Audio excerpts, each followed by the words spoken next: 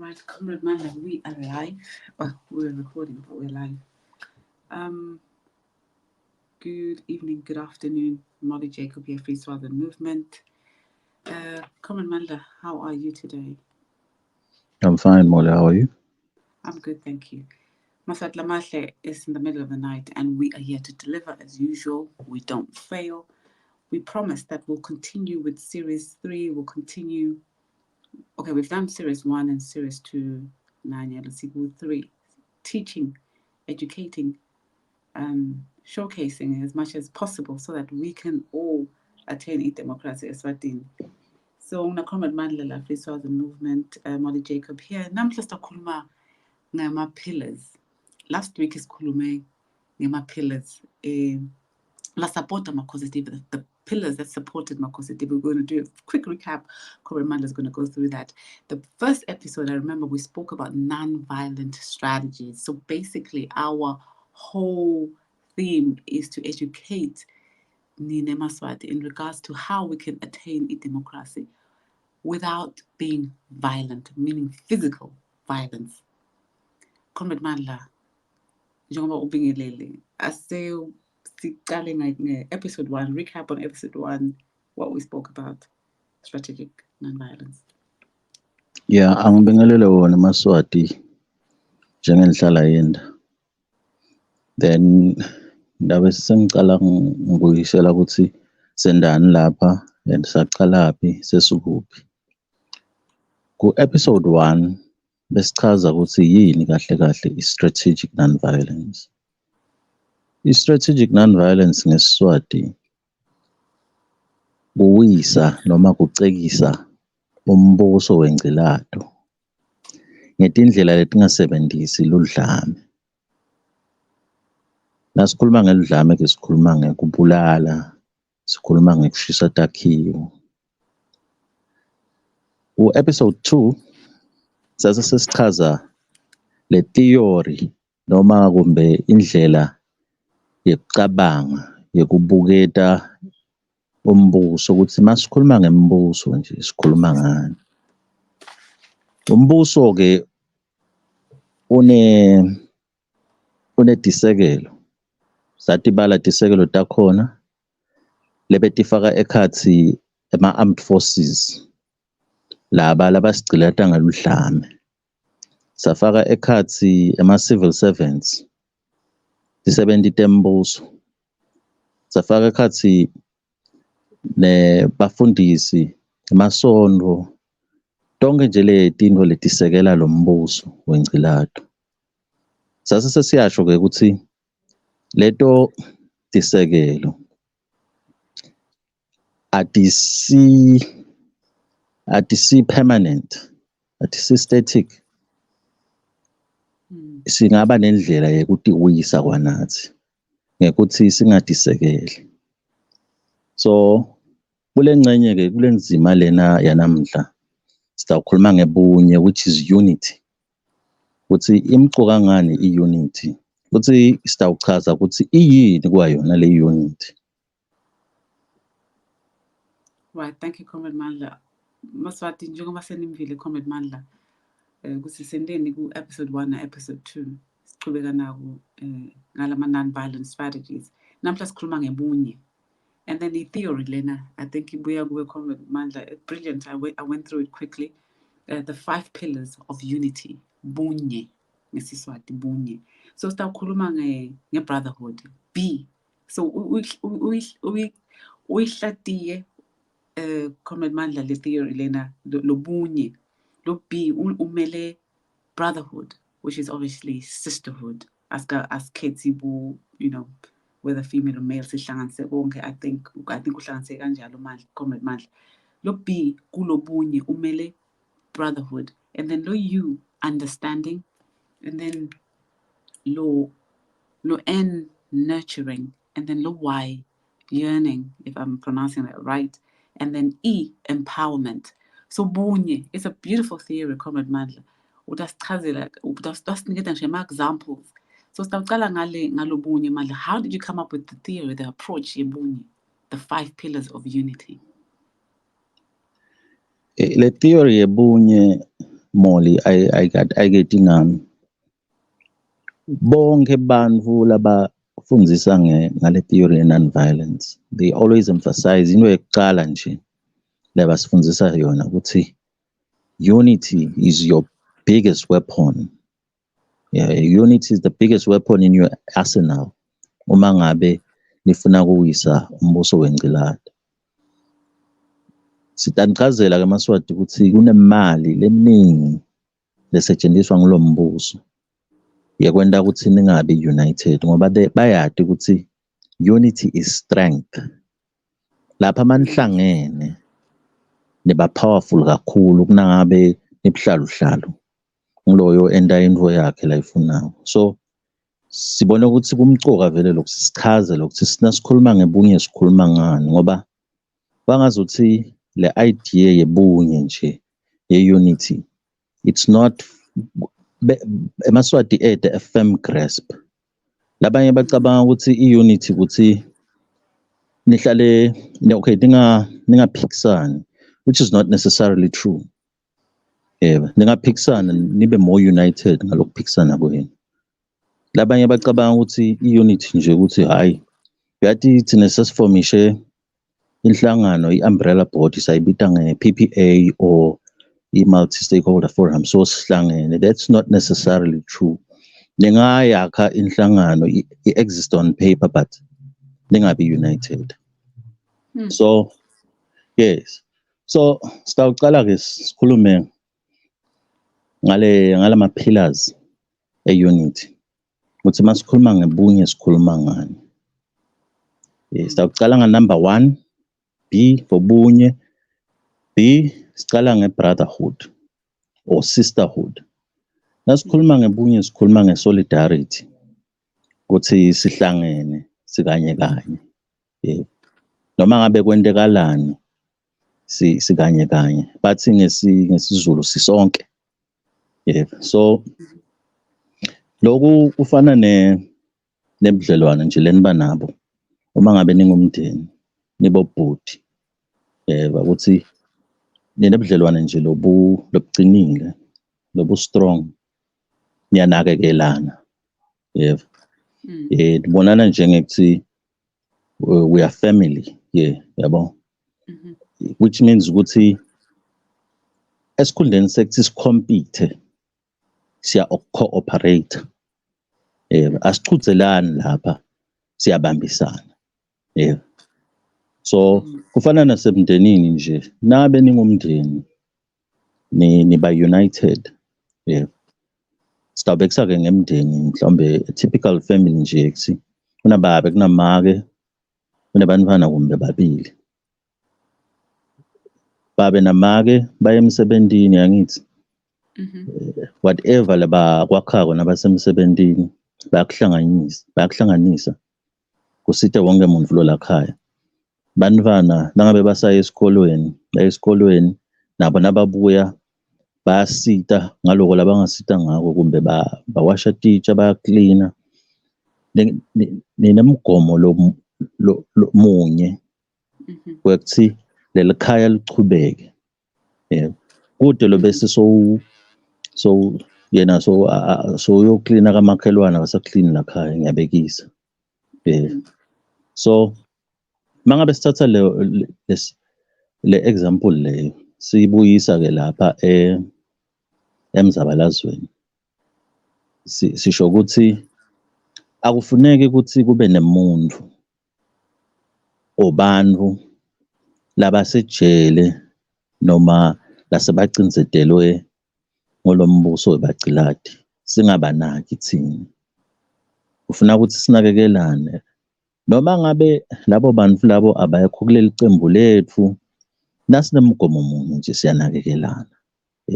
Ufuna sathi ukuthi bantwana ba comrade banibani bangakhi banakekelekile yini ngoba phela kwagcina yena sabushiwe ngizathu singadadi ngenxa nje ekuthi abesekela lokuzabalazo. So bantu bakhe sebayahlupheka asidlaleni inzima sinakekelana. Kusitana ke kunakekelana akusiko financially kuphela. nalokuthi nje sihambe siyele emakhaya kibo sifike sithi hey nasini bo Jacobs uyathi letinto leti tiyendeke emzabalazweni sifuna ukuthi nathi ukuthi lo msebenzi lona umvaneni udlala chaza lelikhulu kulo msebenzi wethu futhi sisekhona nangabe kukhona lenikudingako nisitshele ngoba sometimes basuke badzinga into letincane nje lokungeke ukuthi nabi yabo mhlambe washiya gogo umake le yabo usilomaka hawu uyathi mina bese kuliphahla lami nje lapha ngathi sele yawo hawu ama comrades ahlangana ayalungisa ngulobo bunye so that's brotherhood. Then number 2 is understanding for you. Understanding. Masikhuluma nga-understanding sho ukuthi kumcoka kithi ukuthi si-understandane, kumcoka kakhulu ukuthi sathi ukuthi laba letinto lebatendako batendiswa yini yabo. Uma ngabe bathi bona bakholelwa entweni letsite yini lento leyo yabo. So masikhuluma nge-understanding sikhuluma ngekuthi lapha kulo mzabalazo wethu the broader movement lefaka ekhathi ema-party ama-unions nako konke siyalalelana kakhulu and kumcoka futhi ukuthi sibe nama-platforms lapho siya khona siyo-debate noma sibe nama-discussions stoward nje ukuthi bani ucabangani why akucabanga kanjalo, you understand? So sawubekisa ke ukuthi kulo mnyaka lophelile kuke kwaba nekungaboni ngasolinye emkhatsini kwamacembu lathide alomzabalazo wethu. Kukhona labe bathi asingenele likhetho, kukhona labe bathi asingayini elikhethweni siyaboycott. Ngeke thina sithi ngibani lobeka right, ngeke sithi ngibani lobeka wrong. Lesingakusho nje thina ukuthi bekufune ukuthi instead of ukuthi siphike unyembenyana lapha sethi siyaya asiyi, bekufuna ukuthi sibe nama-meetings sihlatiye sithole a neutral party letaba nje nama-meetings sibutane ukuthi okay nithi kulo mgomo wethu why nithi thina asingayi le elikhethweni, nina why nithi siyaya le elikhethweni. Discussion nje at length to such an extent that sisigcine sesithole indlela letasihlanganisa, kungabi ukuthi nje sesicatshaniswa into lencane nje njengelikhetho yabo. Ngoba phela le regime yasheshe yabona ukuthi hayi setihlukene yabo, setibuhlalu dibangwa yini nguleli khetho lwethu yabo. Folks balula labantu laba yabo aba-understandani nje yebo. Bethe isikhathi abanikana isikhathi sekuthi bahlangane bahlatiye bakhulumisane. Yase-ke i-regime seyifakana kuma-robots kwayo lokungena la ku-social media uhambe kunyembenya kunyonge hey laba elikhethweni banjani. Bagcina sesibuhlalu nje sekungazi ukuthi asisaphili kahle engqondweni yabo. So kumcoka kakhulu le understanding and for nurturing. Nasikhuluma ke nge-nurturing sikhuluma ngekuthi emacabani la emzabalazweni ayakhana ngekwemicondvo, ayakhana ngetindlela nje letiningi letifaka ekhatsi organizational nje ukuthi ngiyabekisa asithi kunemajaha nje lesiwatfolile sathi amajaha lawa atasisita ngemedia sitawa-organizela nje ukuthi okay nine kahle kahle siyati ukuthi na-trainwa nge-journalism but ngiyalo nina anisasiyo ama-journalist kuphela nine senibantu labalwela emalungelo ebantu nge-media so labantu labo singaba-organizela i-training and baningi kakhulu bantu la emhlabeni would be willing ukuthi basiside so leyo continuous growth nje kufuna kube yinto lesiyikhuthatako la emzabalazweni kakhulu so umzabalazo-ke if whatever lokwentako noma kuyibhizinisi noma kubudlelwano benu a common relationship nje if loko lenikwentako kungakhuli most likely kuyafa ngoba ngeke kuhlale ndzawonye nje so ngiloko sikhuluma ngaloko-ke masikhuluma nge-nurturing ukuthi lo mzabalazo wethu utfungiwe siyasitana nje siyakhula then why for yearning masikhuluma nge-yearning sikhuluma ngokuthi yini bambambamba lele siyifunako yini lela enhlitiyweni yethu lesenta ukuthi size sifune kuba munye yini into lesiyifuna ukuthi nimaswati sifuna ukutiphatsela live lethu sesithingiwe ukuthi live lethu litawuphathwa ngumcilati munye nemndeni wakhe adlabhatise timali nayo nje into lesiyifuna ukuthi noma ngabe ukhomanisi noma ngabe uyi-Blue Nation noma ngabe uyiphudemo yinye info lesihlanganisako. That's the common goal. It's the common goal. So kumele sikhumbule lokho sikubhale phasi kube yi-vision yethu le-strong lesihlanganisako and bengingathandi nje ukuthi sesike sibe nesikhathi vele la sitawabita khona onke lama-organizations la khona sithi asesike sibuyeni sitowakha nje i-vision ne-mission statement yethu nje noma singahlala liviki sakha lokho nje sitobona ukuthi kuyini lokho sihlanganisako ngoba masikhumbula ukuthi yini lokho sihlanganisako kutaba lukhuni ukuthi sigcine sesihlukaniswa ngiloko lokungasihlanganisi. Ngesingisi sitawuthi our common mission, if we have a strong purpose of our common mission, it becomes difficult to be divided by our differences. So number 5 is sikhuluma nge-empowerment. I-empowerment iyafana ihlobene nanako lebesikhuluma ngako sithi yi-nurturing but itawuhluka kancane yona ngoba yona ifocusa on ama-individuals kuthi i-individual lela political party ufuna ukuthi ibe empowered.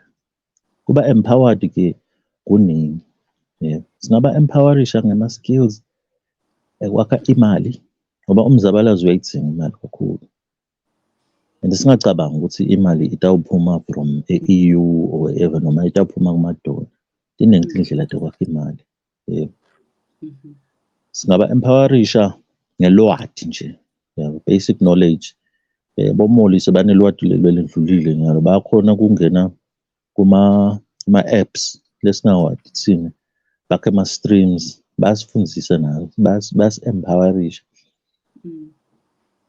but asewuchubekeni lo mgomo si-empowerishe nalabanye naloku lesikwentako nje lokuthi sibambe lama-podcast sikhulume ngekuthi kunendlela le-powerful yekuwisa lo mcilati. It's another way of empowering emaswati. So lenye ke info futhi lekufuna sikhumbule le ngiyaye ngikhanze ngazo ukuthi inesikhebezi la mzabalazweni wethu. La mzabalazweni ngazi ukuthi sicabanga thina ukuthi baholi bayatalwa nje noma bafana namakotapeni bayakhula lapha esihlahleni nakufika isikhathi sebatiwele. Cha Maswati, baholi bayakhiwa. Yeah. Baholi bayakhiwa. Akufuneki sitikhanze ngazo ukuthi sesiyakhala ngalenye ilanga hayi umholi wethu sebambophile. Cha. Baholi bayakhiwa. The time niba nemholi kufuna nathi ukuthi una 10 noma alternatives. Yebo, lata uthatha isikhala sakhe makahamba. Baholi bakhiwa ngani? Continuous empowerment. Yebo. Kufuna kuhlale kunema-seminar, kuhlale kunama-training courses ethi nyalo si-trainer nje abantu ngebuholi. Yebo. And then leyo ayidzingi mhlawumbe next ukuthi sesicasha i-consulting firm ledila ngebuholi. Yebo. Kufuna nje sakha nje icembu within our movement. Ethi leli cembu leli liya researcher lidila ngebuholi. Sinamacabani ke la fundisile lapha afundisile bo management, bo leadership. Yebo. So angahamba from political party to political party. Our trainer nje ukuthi continuous training. Ukuthi mholi mangabe ufuna ukuhola abantu bahola kanjani. Kunalomnye umuntu nje lokwangicucela imoli. Ngaba inspired. Uthi wajoyina lenye group. Kule group baba nema meetings every now and then. Basitana nje bayakhaliphisana nge-public speaking. Yebo. Bakhaliphisana nje. Ngiyayikhohlwa igama lale group. Yebo. Labantu laba corporate laba. Sitababona ngalenye ilanga utababona sebabo manager somewhere. Sabakhona lokukhuluma. Bakhaliphisene. Nanilele nini bona bayakhalipisana. So nathi yes, nathi asilali. Yeah. Nathi asibe nawo lo mkhuba wekuthi siyamthatha abantu siyabathatha nje bonke abantu very inclusively, by the way. Singabi nje nemigomo wekuthi siyakhetha. Wonke nje umuntu lofuna ukuparticipate. Namhla stone trainer nje public speaking. Ukuthi mawukhuluma nebantu le emakhaya ukhuluma njani. So ngicabanga ukuthi sengikhulume kakhulu lapha. But nje bunye is brotherhood, understanding, nurturing, yearning and empowerment. Ngiyangifuna ke ukugcizelela lapha ukuthi bunye i-unity akusiyo nje indvo le automatic. Kufuna sihlale siyakha. Fana nemlilo. Umlilo uyawukhwetela. Mawungawukhweteli uyafa. I think angishiye lapha. Hayi cha ukhulume kahle Comrade Mandla lana. Maswati nabo bunye unity. We've been talking about unity in the Free Swaziland movement, and hence we stand for the government of national unity, inner unity in it. So mangibuka njengoba ahlatiya Comrade Mandla lana khuluma ngebunye lo B umele brotherhood, you understanding and nurturing, and Y yearning, and then E empowerment. That's what we've been preaching as a Free Swaziland movement. We are not competing. We work together. We share ideas. We collaborate. We work together in unison. Yes, different ideas. Njengoba ashilo Comrade Mandla ukuthi we understanding. I think in you was a good understanding or emphasize ukuthi we all have different perspectives and all sorts. Njengeswalimo ine motto, ine agenda yayo. Put them in the agenda yayo. Nazi sine agenda yethu. You name it, NLC, you name it. But then at the end of it all, what is it that we want? There's one common goal, and that is attaining democracy eMaswati.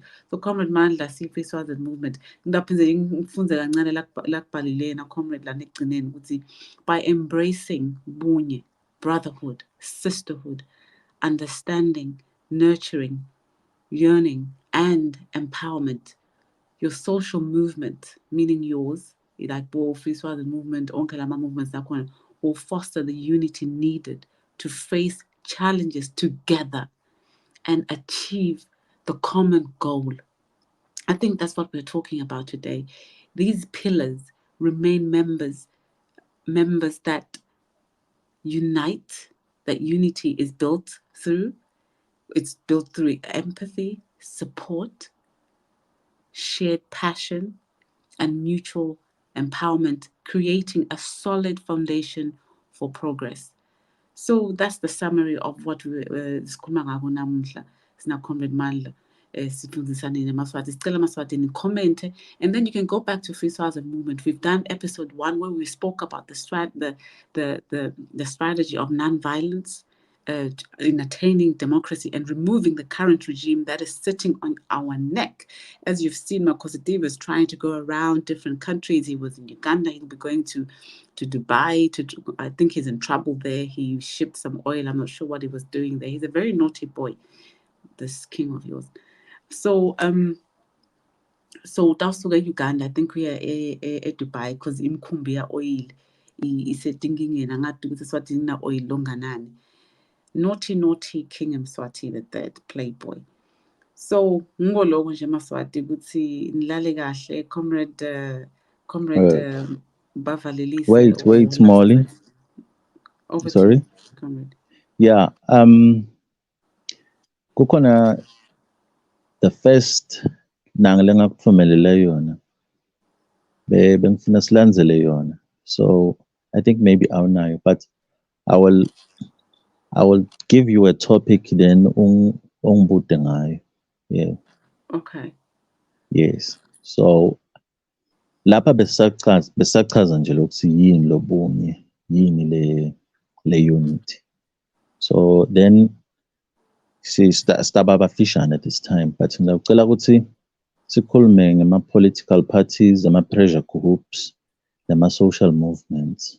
Ukuthi kuyini lokho and the grassroots as well. I know you mentioned something earlier on about grassroots empowering, and I think that's where it falls under empowering my grassroots.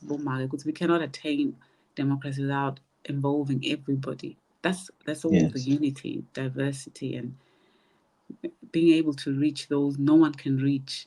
Laba lahlwa, like Bulbulwini, where they, those areas where no one even gets there, no one even talks about those areas.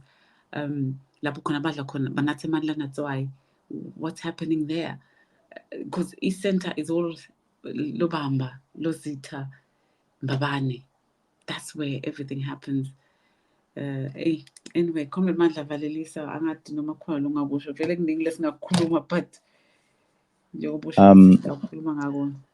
bawufuna sivalelise noma ufuna siqhubeke for at least 15 more minutes because kunama-topics la ngifuna kuwakhaverisha lapha la 1, 2, 3.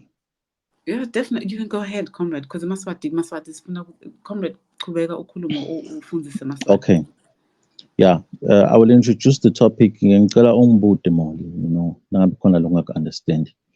Okay. Ngifuna ukukhuluma ngama-political parties, ama-pressure groups, nama-social movements. So that bantu bato-understand ukuthi laba mangabe sikhuluma nge-unity, sikhuluma nge-unity in what? Unity of what? Yeah. Kufuna ibe khona i-unity within ama-political parties, definitely. Ngeke nihambe niyoba united na the broader movements, nibe ningasi-united one. But lapha, uma ngabe sisebenzisa le non-violence, kufuna sibe united sonke. Yeah. So ngidawuchaza ukuthi sikhuluma ngani masikhuluma ngama-political parties. Ama-political parties siyawathi. Yeah. Singawabala nokwabala, CPS, Pudemo, Swalimo, NNLC, maphathi nje lathi te wona mhlazana siyothola idemocracy sitawungena vele singenele likhetho nisikhethe sibe nguhulumende. yebo. So amcoka ke wona vele kufuna adlale inzima lenkulu. Then number 2, kunama-pressure groups. Nasikhuluma ngama-pressure groups sikhuluma ngani? Sikhuluma ngawo wonke nje umuntu lolwa nalo hulumende wencilado, but balwa under a specific banner. Ngiyabekisa nje kunabantu labalwela emalungelo ebantu. Yebo. Kunabantu labalwa against i-unemployment. Yebo. Kunabo landless people's movement. Konke lokho sikuchaza as ama-pressure groups. Akusiyo ama-political party, angisakusho ukuthi kutaba nguhulumende. Yeah. So onke lama groups lawo amcoka kakhulu kule broader movement yethu. Yeah, because ngiwona la tawukhona kusi-recruit labantu. Ngikukhumbula ukuthi akusibo bonke abantu labane-interest ekuthini ngifuna ukujoyina i-political party so that ngalelinye ilanga nami ngizodrafta ipolicy letawugcina ipolicy yelive. Yeah. Nabantu labaningi labathi cha mina ngifuna nje ukudilimela but ngide umhlaba. Yeah. So lama pressure groups lawo njengoba ngichazile ufuna akhiwe aphinze a-empowerishwe abe ne-chair khona atogcina a-strong abe part of le mbumba yethu. Then nasikhuluma ngama-social movements sikhuluma ngale broader movement ukuthi asisakhulumi ngamacembu kuphela lapha sikhuluma nani bantu. Wonke nje umuntu lona lo mgomo wathi sifuna kususa lo hulumende wencilado. Noma ngabe taxi driver yebo wale licembu la likhumbula icembu labo Sticks. Yes. Noma ngabe ngoba noma ngabe ngumoli nje uyedwa le. It's part of a broader political movement. So bonke ke laba political parties, ama-unions, ama-pressure groups, na-individuals bonke kufuna kusebenzisana kanye kanye. You must collaborate at all times. Nisebenzise ama-ideas ebunye kuze kuthi itoba strong le movement yethu. Yeah. Okay, then number 3 sitawuzama ukuchaza ke ukuthi yakhiwa njani le social movement yethu le, because kuze kuthi siwise lo mgcilade ufuna vele yakhiwe le social movement lefake ekhathi tonke letinto lengitishito. Yakhiwa njani ke? Yakhiwa ngale grassroots mobilization. Nasikhuluma nge-grassroots mobilization sikhuluma ngawo bona ukuthi bantu sebabhidlikelwe tindlu eMbontshela. Siyahamba siyembonzela siphatha lokuncane hayi ncesini manje. Emva kwaloko siyabakhulumisa kodwa niyabona yini ukuthi letinto lethi letenteka la kulamaswati tenteka ukuthi site hulumende ocabangela emaswati. Sicela ke kuthula namhla sale sakha i-movement i-group yama-farm dwellers. Awubayiva ke vele abantu bayakulalela kakhulu uma ngabe basethinhlungwini. Ngoba lento lena nangabe yendike namuhla kuwe kusho ukuthi kusasa nalomunye batamphlitela kusasa. Yebo. Sebayakha let's i-grassroots mobilization. Akusingeke ukuthi kuze kwendeke something kuze ukuthi mobilize. Thinking ngante emaswati siyadada tonke. Uhlupheka ubabede imisebenzi sekubabede amaphilisi esibhedlela. You organize, you mobilize, organize. Uyahamba wethu indzaweni lapho. Ngiyathi yini ukuthi mina ngale mali nje lesiyakha la Swatini. Ufuna ngabe kunesibhedlela kune-clinic la. Yebo. Letinto leto uma ngabe singadilweli angeke kube khona. Asakheni organization nje. Emaswati lalwela emalungelo ukuthi kube nedibhedlela endzaweni. Then-ke sakha nama-awareness campaigns. Ama-awareness campaigns ukuthi sakhe nje i-campaign ngiyabekisa sisebenzise yona le media. Ngeke ngeva nje recently ukuthi uhulumende uhamba uye ngabantu lapha uthi kulabantu laba evictile kuleli damu lakhe lelakhiwa amashayina ubakhele tindlu. Kodwa kunalabanye labakhalako imoli bathi bona ingani thina sitholanga le tindlu. Number 2, thina besinemhlaba sinemasimu silima. Nyalo seside emasimu. Nakhela bani kahle kahle le damu ngoba phela thina asalimi. That's a very very important campaign ekufuna ivethu. Yabo? Likuphi le damu? Balakha. Ngiyakhohlwa igama lendzawo. Okay, It's maningi nawo lamadamu. KunaboMpakeni. Ngangade noma ngilo yini. Ngike ngabona kunemashayina I ngayibona le ndaba not long ago, years ago, like 2 years ago. So lawa awareness campaigns ayikuthatha le ndzaba le emakhaya ayibuyise la kuwo wonke umuntu nje loliswati sibatho wathi ukuthi hawu ngalo uhulumeni uganga kangaka. Yabo? Then-ke kufuna-ke sakhe nema-platforms lapho khona bonke labantu laba bataba nendzawo la batawukhona ukukhulumela khona. Ma-platform-ke ukuthi sakhe nje ama-organizations ngiyabekisa. E-South Africa-ke bebahlakaniphile namoli.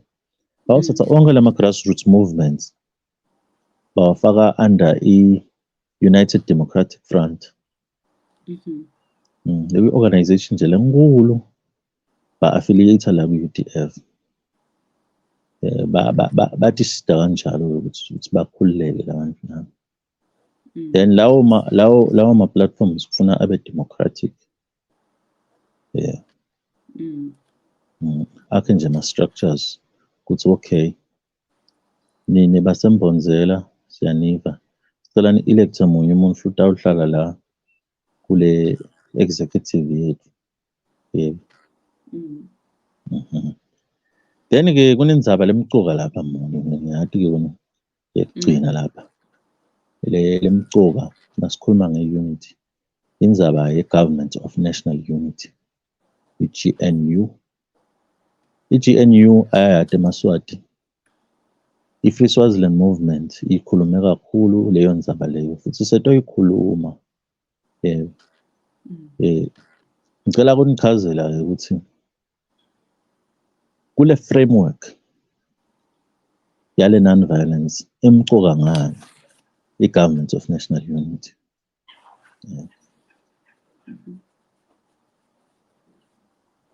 Ngalesi non-violence thina phela angeke thina sihambe siyochuthelana namaphoyisa namasotsha.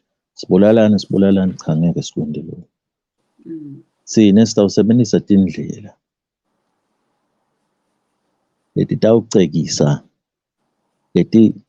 letisekelo talombuso ukuthi tigcine setinathi lama-pillars lawo. Uma ngabe sikwenda lokho leto tisekelo leto titawugcine vele setimhlubukile lo wakunene lo. Nathi kwenda lokho kutabe sesekwakheka nako lesithi i-power vacuum. Kwathi akasekho lo lobekaphethe. Sengibani lo sokutawungena aphathe lelive in the interim. Sithi-ke thina-ke akube ngile Government of National Unity le ngoba yona itawubukela onke eMaswati. Ngeke ibukele ukuthi hayi thine singile party lena vele nje sesingumbuso. Lokho kutawufika sitawufika isikhathi sekuthi sikhethe kahle in a free and fair Swaziland. but nje in the interim lapha sisalwa nalomgciladi nalapha sekahamba noma sesimvalele ejele. I-Government of National Unity imcoka, and leyo Government of National Unity kufuna ibe sesiqokweni sale broad political movement lesitayakha. Yeva kambe. So ungabuta lapha moli imcoka kakhulu le ndzaba ye-Government of National Unity because emaswati mina ngiyati ukuthi ayivile kuthi nje kukhona labasuke bangayiva and abakayidiscuss in detail and angati noma kulahleke lo you wethu lo waka understanding. Yeah, comrade, thank you.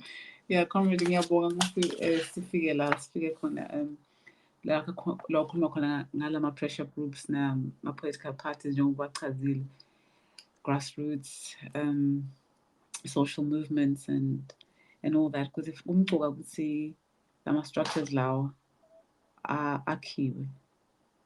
I like the way you've just broke it down ukuthi lama organization lawo angakhiwa very very galula njengendaba yasedamu ukuthi kungaba organization ukuthi okay sifuna ukubuta indaba yelidamu whatever lana kwendekani ngelidamu lana abantu bemhlaba thina simcela umhlaba, let's form a little organization and speak about these things on our platforms. Indaba ye-GNU ne-power mawukhuluma nge-power vacuum ngingakubuta ngaloko ukuthi usho ukuthini, umlaleli angafuna kwazi ukuthi ukhuluma ngani njengoba nje ubonile bathi bekuna commander, then obviously bekungana structure thina besicabanga. Over to you, comrade. Yeah, i-power vacuum nge-science i-vacuum yinvo le-empty ite ngisho umoya. So mangabe sithi kune-power vacuum sho ukuthi nyalo kubusa bani, nyalo kubusa lo Babylon nomacwatha masangekho kutabe sekubusa bani ngoba phela it's not even a case of ukuthi kubusa bani, who is going to govern the country. Khumbula phela ukuthi live nyalo seli-organized ngaleti ndlela lebesitichaza leti sekelo. Bantu kufuna bati ukuthi kusasa kufuna kube nekudla emashelfini la sitahamba siyothenga khona, kufuna sikhone kuye emsebentini. Ngibani lo tawu-coordinate tonke letinto? If ningadi ukuthi ngibani kutaba ne-chaos letawugcine inike ematfuba emathabelangoti. Mathabelangoti ke maningi laSwatini. Kungaba ne-coup d'etat sigcine sesibuswa amasotsha. Kungaba ne-coup d'etat sigcine sesibuswa amabhunu. Incane kakhulu phela leli live lethu leli. Angithi niyati ukuthi kunelibhunu elahamba la lenza amabhunu le eSouth Africa. Atoba ama-mercenaries asiwafuni lawo mabhunu. Angeke siphathwe amabhunu thina. Siwe ama-South Africans. Thina siyawuphathwa amaswati. So kumcoka lokuthi sibe ne-Government of National Unity. Letawuthatha letawudlala leyo nzima and kufuna icale kwakhiwa nyalo khona itoba strong. Sibe nayo le connection nayo, sibafunze nalokhu babantu labanjani. Nabe kukhona labanetinkinga sibacondzise nyalo singakafiki le, so that nase sifika le sathi ukuthi sesibacondzisile. Sengibona batawudlala lenzima yekuba nguhulumende walesikhashana. Then-ke sesingakhuluma ukuthi okay, maybe within a year noma 9 months tinto nase destabilizile kahle, yabo sesibake nelikhetho lethi ngiyaloke okay sesakha i-constitution lensha sesiba nelikhetho lolusha. Lotawuwina utaba uwinile, but it will be a free and fair election as organized by yona the Government of National Unity, because lokhetho ngeke lo-organizwe masotsha ngiyabekisa or a political party lay one, or maybe they cannot do ngeke that. vele kwenziwe i-political party leyi-one into akabalirike. I'm not saying ukuthi Yeah. No, Comrade, thank you so much, because this takes me back to Comrade Monte Magati. Magumisa le petition, you mix up President Mulungus Makanya, President NNLC. I think Baba Bonke Bahani Ngani. Baba with the American Embassy. It's okay, so we hear there's an issue, but how do you plan to govern the country? And up to today, nobody has come up with the answer. We've had we've failed. I would say the MDM has failed. But then from what Lama failed now with the disunity, I think that was key. Lelo kwente ukuthi singawini into ukuthi sibuhlalo uhlalo umntwana amacembu ucembu umntwana wentela kufunako. And then that's where now you go back to the pillars that you've talked about, the understanding was okay, we have different perceptions, but we have a common goal. What is the common goal? It's it is to attain democracy. So we put aside the rest and then try and win one, then the others will follow, in my opinion. But they have not come up with the answers. We have not.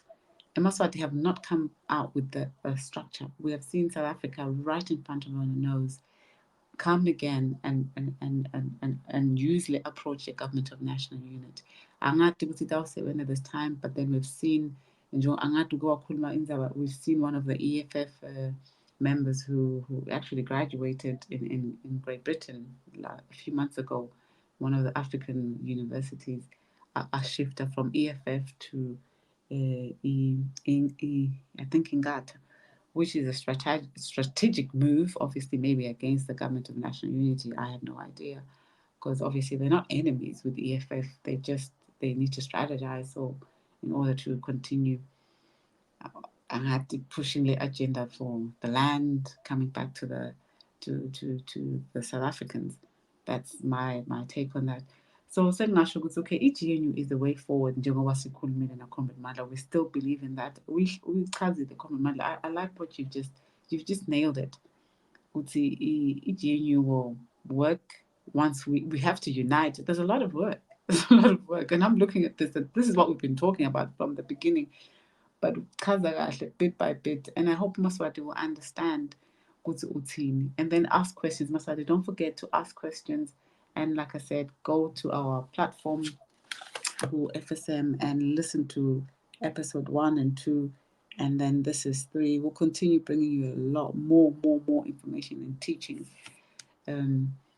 Yeah, I think Mina, I'm happy for today, Comrade Amanda. Don't know whether you want to add something quickly. No, kodwa lekungakungeta mina Moli, I think idzaba ye-unity imcoka kakhulu. Kwami nje sekungaba summarize, ngiphinde ngigcizelele lapho ngingakagcizeleli khona ukuthi uma ngabe sikwenda ngale ndlela ye-strategic non-violence kufuna sibe munye.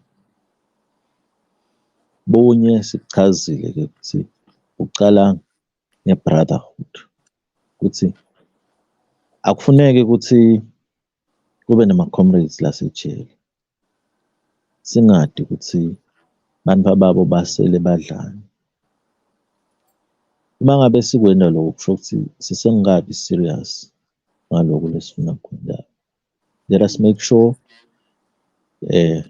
futhi number 2 asibe nako lokuvana loku-understandana, sifune loku-understandana ukuthi bani nakathi yena ufuna kuya elokhetfweni usho ngani.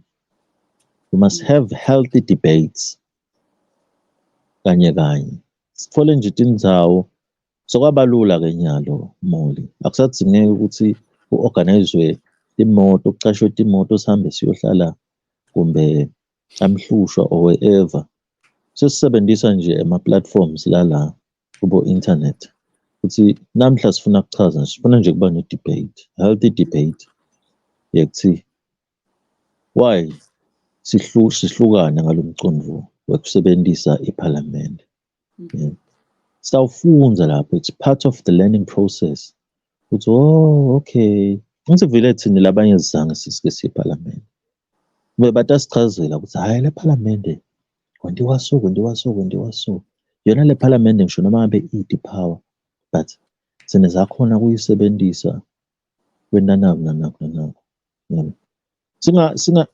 Singaphikisani ngetinhlitiyo, siphikisane ngemcondo. Ngoba labanye abantu bathi bese sebaphikisana ngetinhlitiyo. Hhayi mina ngivumelani nawe vele nje angeke ngisakulalela wena. Yabo? So, Ya wena. comrade, are you sorry, comrade? So, are you said, you know, look, Kulmago just now, an idea just popped in my mind.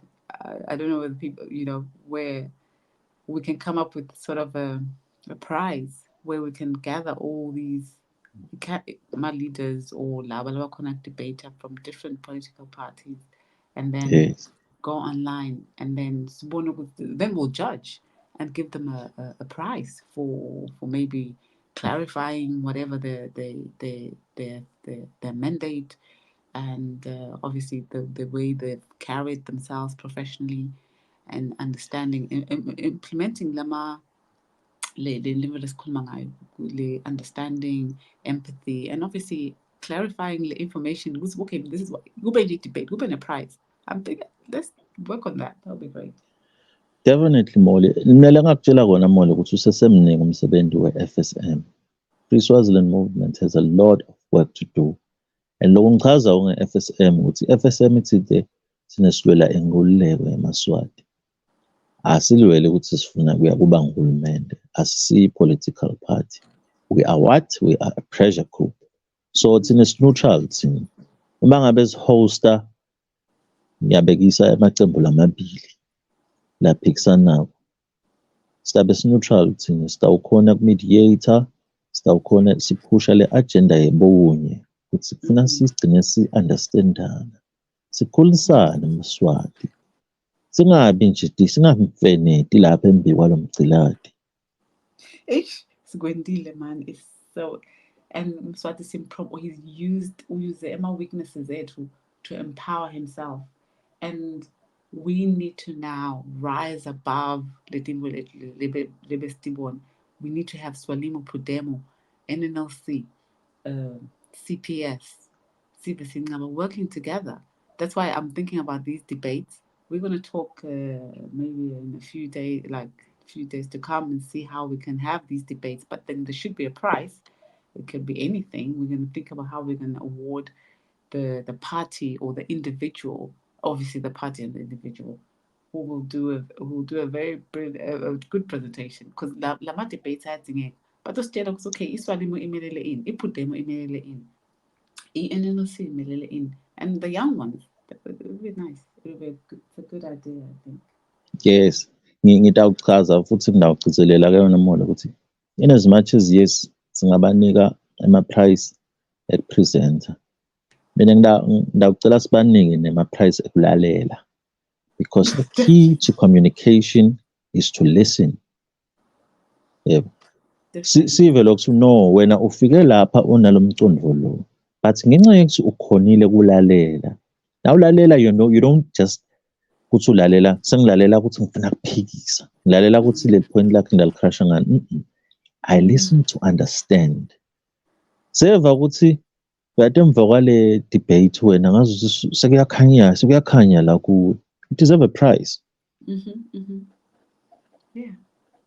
Yeah, comrade. I think we'll work on that, because Jomba Osho is to add and to understand and to change to change a person's mind, and to find ways of working together. Not obviously ditching perhaps not 100% of your ideology, but at least saying, you know what, I get that point. I can implement that. That makes sense. You know, Jomba Osho, we're going to look at those qualities. I think we'll have to write down, these are the qualities that we're looking for. And yeah, anyway, as Valerie says, I was too. Mandla, thank you so much for obviously sharing the information in non-strategic violence. This nice says Maswati to remove this current regime that is sitting on our neck for decades. Nlaleka hle Maswati, good morning, good evening. Man, sorry Molly. Kuna episode 4 lotako next week. Yes. Kuthi nje sengikhohliwe ukuthi sikhuluma ngani, but siyayihlatiya le ndzaba. Sekusele only 2 ama-episodes. Kuthi nje sengishiye ama-notes ami lapha sicela nibe khona na next week. Yes. Yeah. Siyabonga. Yeah, kudinga inkinga ke. Asivalelise comrade. Okay, nisale kahle Maswati. Siyabonga Maswati. Siyabonga.